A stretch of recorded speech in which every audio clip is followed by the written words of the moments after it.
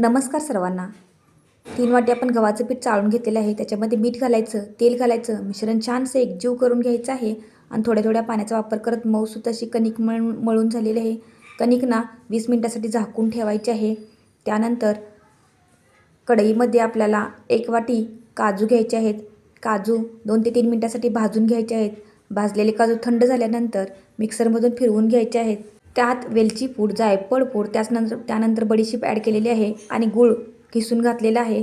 आणि आता आपल्याला मिक्सरमधून अशा पद्धतीने मिश्रण तयार करून घ्यायचं आहे. आता पोळपाटाला आपण प्लॅस्टिक कवर अशा पद्धतीने घातलेला आहे आणि आता एक गोळा घ्यायचा आहे. गोला गोल गोल फिरवून त्याच्यामध्ये पुरणपोळीप्रमाणेच आपल्याला हे काजूचं सारण भरून घ्यायचं आहे.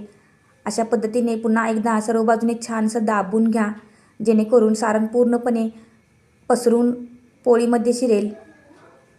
आता पोळपाटाला थोडंसं तेल लावा किंवा तूप लावले तरीही चालेल आणि आपल्याला अशा पद्धतीने एकदम पातळ अशी पोळी लाटून घ्यायची आहे. ही काजूची पोळी ना चवीला एकदम अप्रतिम लागते. आता अलगद हाताने उचलवून अशा पद्धतीने आपण तव्यावर भाजून घ्यायची आहे. 2 ते 3 मिनटं लागतात आपल्याला मध्यम आचेवर भाजायला. अशा पद्धतीने केलेल्या पोळ्या चवीला एकदम अप्रतिम लागतात, हे मात्र नक्कीच.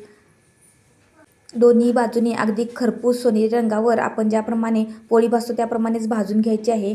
या ठिकाणी आपण लाटत असताना तुपाचा वापर केल्यामुळे चवीला एकदम अप्रतिम लागतात आणि प्रवासामध्ये ह्या 8 ते 10 दिवस आरामात टिकतात.